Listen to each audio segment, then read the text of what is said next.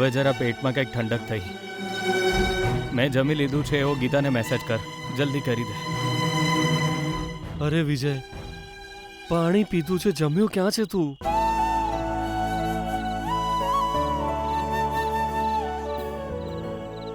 હા યાર, આજનું મારું જમવાનું તો થઈ ગયું. બસ હવે ગીતાને મેસેજ કર.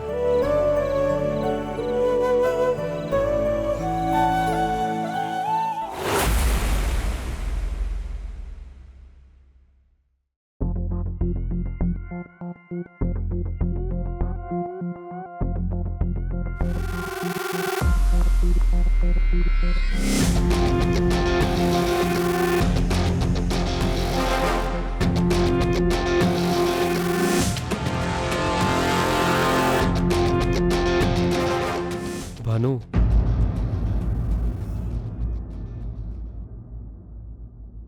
તને ખરેખર વિજય પ્રત્યે પ્રેમ છે ને ભાનુ?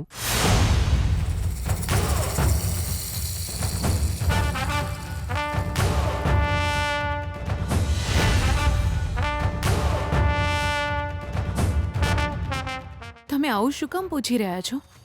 એણે કંઈ ખાધું હશે કે નહીં એવું વિચારીને મારા ગળેથી એક કોળિયો પણ ઉતરી નથી રહ્યો. અને તું એની માં છે.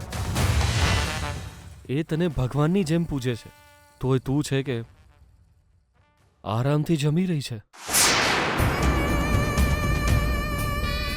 અરે બાબા, એ તો જીજુ બેના બચારી પોતાની મરજીથી ખાવાનું નહીં ખાઈ રહી જીજુ. એ તો બચારી ના જ પાડતી હતી, પણ મેં એને જો બેના એ રીતે ભૂખ્યા ના રહેવાય, આ તો અન્નનું અપમાન કહેવાય ને ખાલી પેટે પાછી એસિડિટી થઈ જાય એવું કહીને હું જ એને લઈ આવ્યો કે 4-5 કોળિયા તો ખાઈ લે. બેના આવું શું કરે છે? તમારા માટે કદાચ નવી વાત હશે જીજુ, પણ બેનાનું તો વિચારો, એ કેટલી વાર આવી પરિસ્થિતિમાંથી પસાર થઈ છે, ચા સુધી બિચારી ભૂખી રહે. વિજય જ્યારથી વૈષ્ણવજીના ઘર પાસે મકાન લીધું છે ત્યારથી આવું જ કરે છે. હરખું ખાતીએ નહીં, હરખું પીતીએ નહીં, આવું જ કરે છે જીજુ. તમને તો ખબર જ છે ને, આવી રીતે વારંવાર ઉપવાસ કરવા એ સારું નહીં જીજુ. અપચો થઈ જાય પેટમાં, ખબર છે ને?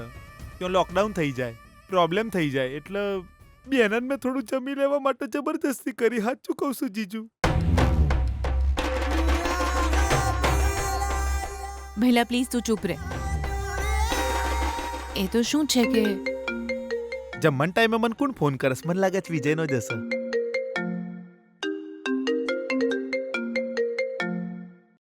હલો, હવે શું થયું? એ બધું મને પૂછવાની જરૂર નથી કુલકર્ણી. જો જરૂર હોય અને લાયક હોય તો એને કામ આપી દો. મહેરબાની કરીને મને બાબતે વચ્ચે ન લાવશો કુલકર્ણી. 1 મહિના સુધી એ મારો દીકરો નથી.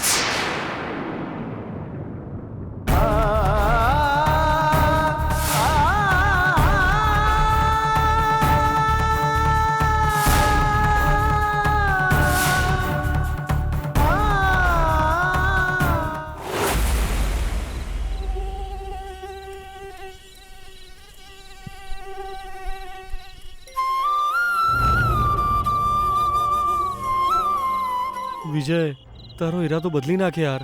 અરે યાર, મારા પપ્પા આ શહેરમાં વારંવાર સફાઈ કરાવે છે, તો આ મચ્છર ક્યાંથી આવી રહે છે યાર? એ વિજય, જીદ ના કર યાર. ચૂપચાપ મારા ઘરે આવીને સૂઈ જા ને. એ મેં ના પાડીને તને. તારે જવું હોય તો જા. યાર, તને આવી રીતે સૂવાની આદત નથી. ચૂપચાપ મારા ઘરે ચાલ. જો મારે ઘરમાં સૂવું હોત તો પછી તારા ઘરે કેમ આવું? મારા ઘરે ના જતો રહું? અને જો હું તારી વાત માની લઉં ને તો પછી હું શરત હારી જઈશ અને ગીતાને ખોઈ નાખીશ.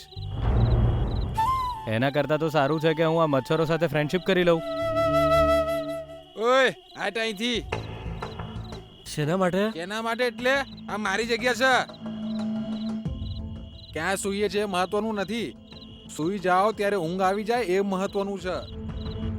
આ તો મંત્રીનો દીકરો છે ને, જે દારૂ પીને રસ્તા પર પડ્યો રહેતો હતો.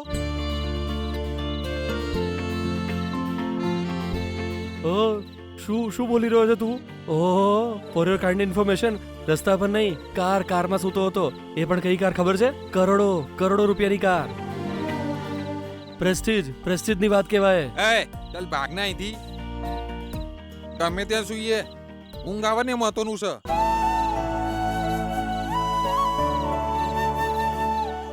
અરે ઉઠના મારા બાપ, કેમ? તું આવી રીતે નહીં માને.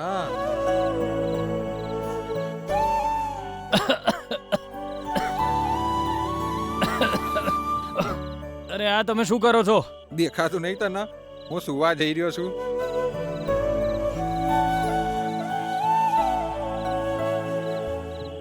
ઓ આ મારી ખાસ જગ્યા છે.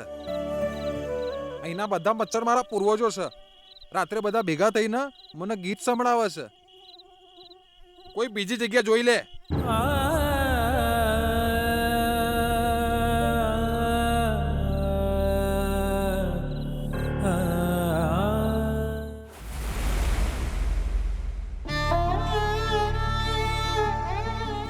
મને માફ કરી દે વિજય. મારા કારણે જ તારે આટલી બધી તકલીફ ઉઠાવવી પડી છે. આજે રાત્રે તને શાંતિથી ઊંઘ પણ નહીં આવે, મને ખબર છે વિજય. તું ક્યાં હોઈશ, કેવી સ્થિતિમાં હોઈશ.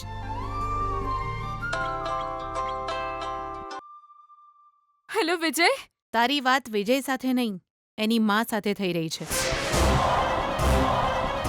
બહુ જ આરામથી તું તારા ઘરમાં બેઠી છે ને? રાજકુમાર જેવી જિંદગી જીવવા વાળા મારા દીકરાને તે નરક દેખાડી દીધું છે. એની આવી હાલતને કારણે અમારા બધાની શાંતિ છીનવાઈ ગઈ છે. મારા પતિનું માનવું હતું કે તું આ ઘરને સુખ શાંતિથી ભરી દઈશ, પણ તું તો આ ઘરની સુખ શાંતિ છીનવીને આ ઘરનું નામો નિશાન મિટાવી રહી છે. તારા પપ્પાએ મારા દીકરાને 1 મહિનાનો સમય ચોક્કસ આપ્યો છે, અને 1 મહિના પછી વિજય તારો થઈ જશે એવો ભ્રમ તને હશે. પણ એક વાત કાન ખોલીને સાંભળી લેજે, આ જન્મમાં વિજય તારો ક્યારેય નહીં થાય. 1 મહિનામાં 1 લાખ રૂપિયા વિજય કમાઈ જ નહીં શકે. એ કમાઈ લેશે.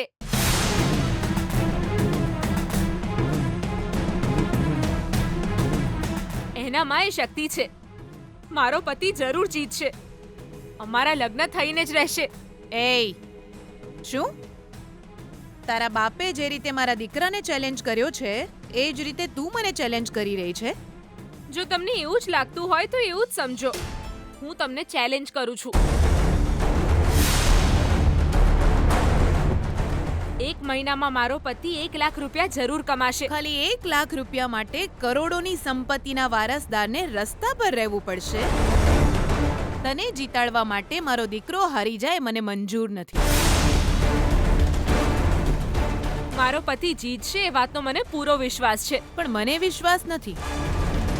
કેમ કે આ રીતે ફૂટપાથ પર રહેવું, મહેનત કરીને જીવવું એ બધું એનાથી નહીં થાય. રોયલ લાઈફ જીવ્યો છે મારો દીકરો. મને ખબર જ છે કે હારી જ જશે. એનો મતલબ તમને તમારા દીકરા પર જરાય વિશ્વાસ નથી, સાચું કીધું ને? પણ એક વાત સાંભળી લો સાસુમાં, તમે તમારા દીકરાને રોયલ લાઈફ આપી હશે, પણ હું મારા પતિને એ જેવો હશે એવો સ્વીકાર કરીશ. વિજય કરોડોની સંપત્તિનો વારસદાર જરૂર હશે, પણ ભવિષ્યમાં જ્યારે મારા પપ્પાજીની સંપત્તિ એના નામે થઈ જશે તો એને એ સંપત્તિ મેનેજ કરવી અઘરી નહીં લાગે? એટલે જ 1 લાખ કમાવા માટે એ જે મુશ્કેલીઓ સહન કરશે એ ભવિષ્ય માટે એને જ તૈયાર કરશે. મારો પતિ આ ચેલેન્જ જરૂર જીતશે, પણ તમે એને હરાવવાનો પ્રયત્ન ન કરતા. એય, મારી વાત હજુ પૂરી નથી થઈ. મારો પતિ મહેનત કરીને પૈસા કમાય, મારી આ ઈચ્છા પાછળ એક બીજું કારણ પણ છે. પૈસાવાળાને ફસાવીને તમે શાંતિથી જીવન જીવી રહ્યા છો. તમારી પીઠ પાછળ લોકો આવું જ કહે છે. એ જ લોકો કાલે મારા વિશે પણ આવું કહી શકે. એટલે જ મારી ઈચ્છા છે કે મારો પતિ મહેનત કરે, એને 1 રૂપિયાની કિંમત સમજાય. બરાબર ને સાસુમાં?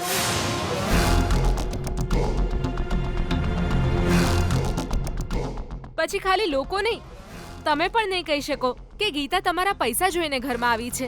એક પૈસાવાળા છોકરાને ગીતાએ પ્રેમની જાળમાં ફસાયો. આવા મહેડા સંભળાવવાની તક હું તમને જરાય નહીં આપું સાસુમાં.